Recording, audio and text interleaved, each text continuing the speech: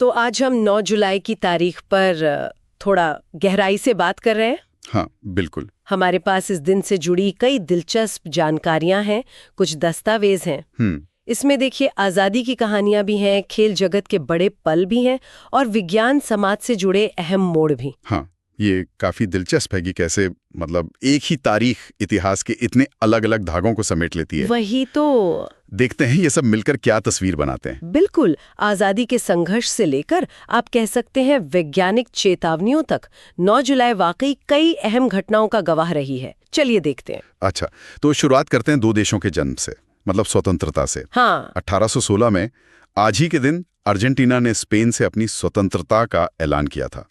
उस वक्त वे United Provinces of South America कहलाते थे। अच्छा, हाँ। और फिर देखिए, लगभग 2 सदी बाद, काफी लंबा अरसा है, 2011 में दक्षिणी सूडान। हाँ, दक्षिणी सूडान से अलग हुआ, बिल्कुल, और दुनिया का सबसे नया राष्ट्र बना उस समय। हाँ, और ये दोनों घटनाएं देखिए, अलग अलग महाद्वीप, अलग अलग सदी। सही कह रहे हैं। लेकिन दोनों ही राष्ट्र निर्माण और वो जो आत्मनिर्णय की इच्छा होती है उसे दर्शाती हैं। एक तरफ लैटिन अमेरिका में उपनिवेशवाद खत्म हो रहा था, दूसरी तरफ अफ्रीका में एक लंबे संघर्ष का नतीजा। सही। तो ये दिखाता है कि स्वतंत्रता की लड़ाई जो है वो अलग अलग शक्लों में चलती रहती है। बिल्कुल। अच्छा, अब स्वतंत्रता से थोड़ा खेल की दुनिया की तरफ चले। हाँ, जरूर।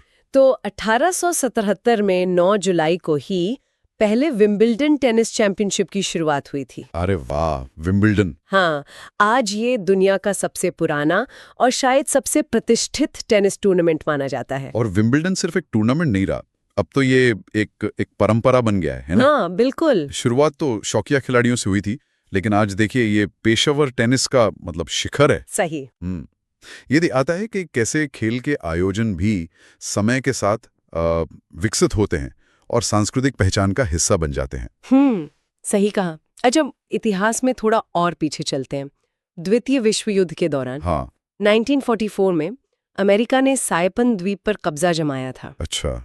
ये प्रशांत महासागर की लड़ाई में एक अहम मोड़ माना जाता है। हाँ, पैसिफिक थिएटर में ये काफी महत्वपूर्ण था। लेकिन देखिए, इसी तारीख को 1955 में एक बिल्कुल ही अलग तरह की घटना हुई। क्या हुआ? रसल आइंस्टीन घोषणा पत्र जारी हुआ। ओह हाँ, रसल आइंस्टीन मैनिफेस्टो। ये तो बहुत बड़ी बात थी, है ना? मतलब एक ही तारीख पे कितना विरोधाभास है। बिल्कुल। एक तरफ तो युद्ध की वो भीषण सच्चाई, वो सामरिक जीत, और दूसरी तरफ दुनिया के सबसे बड़े वैज्ञानिक आइंस्टीन, रसेल, वो परमाणु हथियारों के खतरों के खिलाफ चेतावनी दे रहे हैं। सही। ये जो घोषणा पत्र था, इसमें दुनिया भर के नेताओं से अपील की गई थी कि भाई परमाणु युग आ गया है, शांतिपूर्ण समाधान खोजें। ये विज्ञान की एक तरह से नैतिक जिम्मेदारी का प्रतीक बन गया। यह वाकई सोचने वाली बात है कि कैसे एक ही दशक में मतलब युद्ध की जीत और भविष्य की इतनी गहरी चिंता दोनों एक साथ सामने आ रही थी। हाँ, बिल्कुल। अच्छा, अब कुछ जाने माने चेहरों की बात कर लेते हैं जिनका 9 जुलाई से नाता है। हाँ, बताइए। ब्रिटिश रोमांस उपन्यासकार बाबरा कार्टलैंड, उनका जन्म 1901 में हुआ। अच्छा, बाबरा कार्टलैंड काफी मशहूर थी। हाँ, और अमेरिकी अभिनेता सबके चहेते टॉम हैंक्स, उनका भी जन्मदिन 9 जुलाई है। हाँ, 1956 में। और साथ ही गायिका कर्टनी लव 1964 और पूर्व अमेरिकन फुटबॉल खिलाड़ी ओजे सिम्पसन 1947। ओजे सिम्पसन भी। काफी अलग अलग तरह के लोग जुड़े हैं इस तारीख से। हाँ, बिल्कुल। अच्छा, निधन की बात करें तो महान बेसबॉल खिलाड़ी साचिल पेज, हाँ, उनका निधन 1982 में हुआ। और ये बड़ा ही मतलब अजीब संयोग है।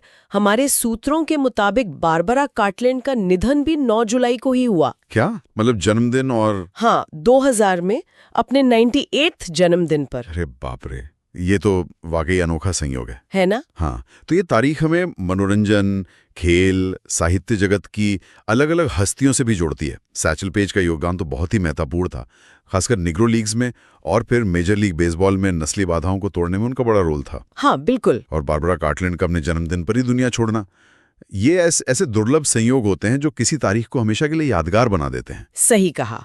तो हमने देखा कि ये जो 9 जुलाई की तारीख है, ये अपने आप में कितनी तरह की कहानियां समेटे हुए हैं।